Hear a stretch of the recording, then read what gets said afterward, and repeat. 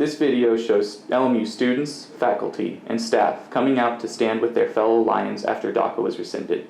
The community marched for over 2 hours around campus to prove that this decision does not stand with the Jesuit values we all know and love.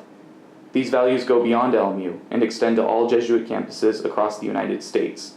To keep these universities united by these beliefs, the Ignatian Solidarity Network had established the Ignatian Justice Summit for Jesuit universities to send students who would work together on tackling specific social justice issues. This past July, LMU sent 4 students to represent the university in a conference focused on the issue of immigration reform. The discussion covered topics from awareness policies to how we as students can become more active and fight for awareness. Here's who we are. During the summit, we had a lecture on language and how our words have an impact. We are all human beings, and so it is important to refer to people as undocumented and not use the terms illegal or alien. Saying someone crossed without proper documentation is better than saying someone crossed illegally. So the biggest thing I got away from this conference was the what not to say and what to say while in discussion about immigration reform. 2 of the main things that really touched my heart were trying to paint a picture when discussing and also trying to tie it back to family values. We learned in the conference that a lot of families aren't even deported to the same cities and are often left alone with nothing to support themselves. As a human being and a student at a Jesuit university, these stories really struck the values that I hold dear of being a man for and with others. And with ISN, I hope to bring these stories out to the greater LMU community and help develop the kind of nation we want to be. So over the past 4 days during that conference, each and every day was a challenge for me in terms of my understanding of love. Especially when Marco Gonzalez gave his talk seeking justice through an Ignatian lens, my notion of love was completely challenged, and how he explained that love is an action more than a feeling. Actually, it isn't a feeling, it's an action. And how, in asking ourselves, how do we act in that love? How do we act in mercy, forgiveness, charity, and so forth?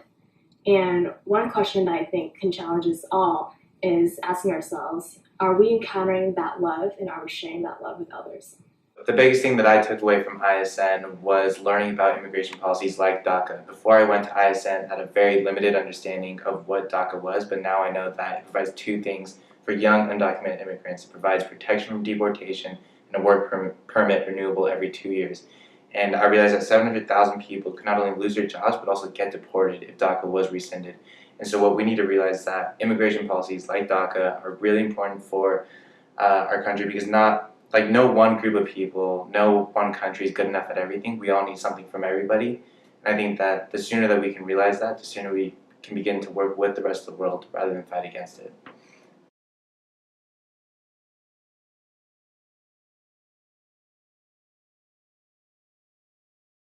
So how do the LMU core values tie into immigration reform? One of the biggest LMU core values that I personally resonate with is cura personalis, and that means caring for others, basically, in a sense. And when it comes to immigration reform, it's really easy to forget that they're families, they're students, they're people who are contributing to our society. But being able to remember that at the end of the day, we're able to care for one another regardless of what side of the border you were born on, when you were born, how you were born. That can allow us to humanize the issue a little bit more, which I think is really preventing us from being able to move forward with immigration reform, because it's an issue that's not often humanized. So immigration is vital to everything that happens in our nation, our state, our city, our society. Just one quick statistic, 39.7% of people in LA are foreign-born. That's 4 in 10 people in LA are foreign-born. That means our city can't function without immigrants.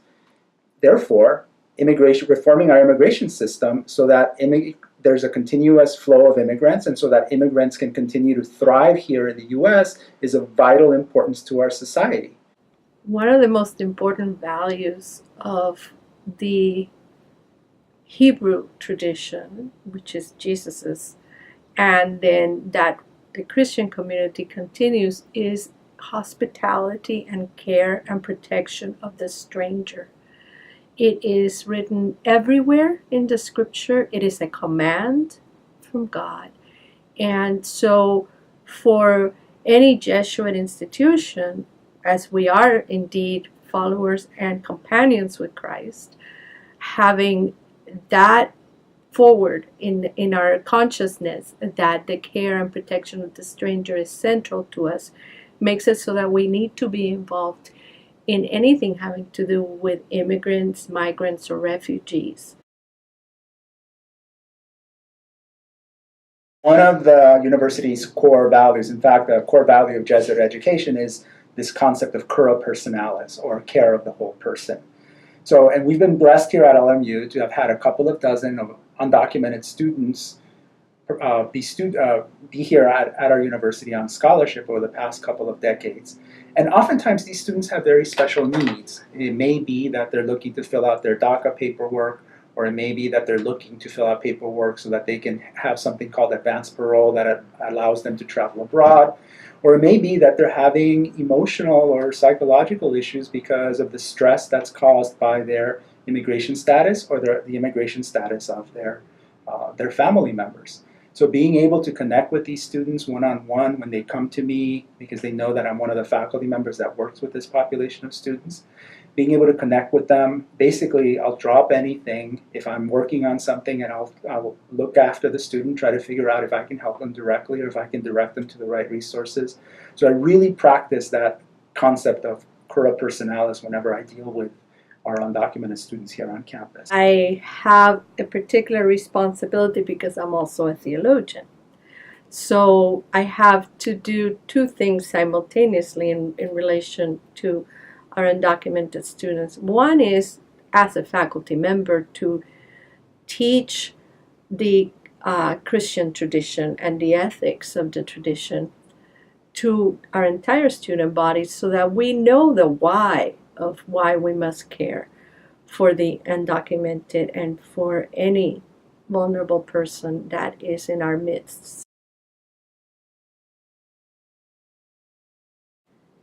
Our student community can get involved in lots of ways. The first is, of course, to be very informed. The immigration situation is changing every minute, and so it's incumbent upon all our young people to stay on top of the news, to read good analysis, to be connected to networks like Ignatian Solidarity Network that are going to be keeping us abreast of what is happening. So one of the things that we have to be cognizant of is the quirks in our democratic system.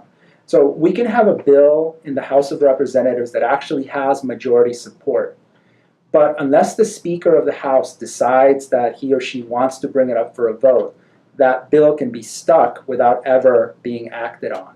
And that's more or less what we have right now with the DREAM Act.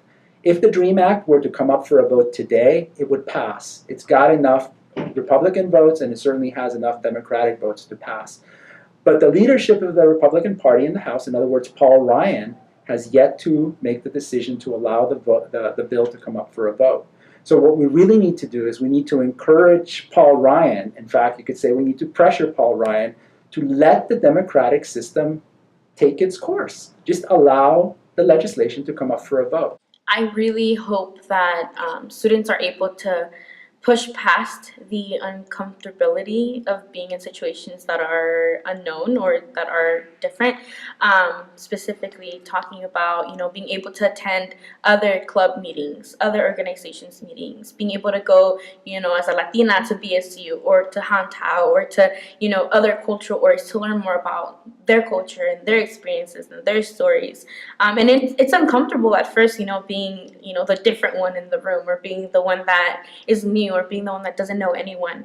But at the end of the day, you're getting something out of it, and that's all that matters. And then being able to apply what you're getting out of those meetings, what you're getting out of interacting with people that are different from you, and how you're going to put that into action.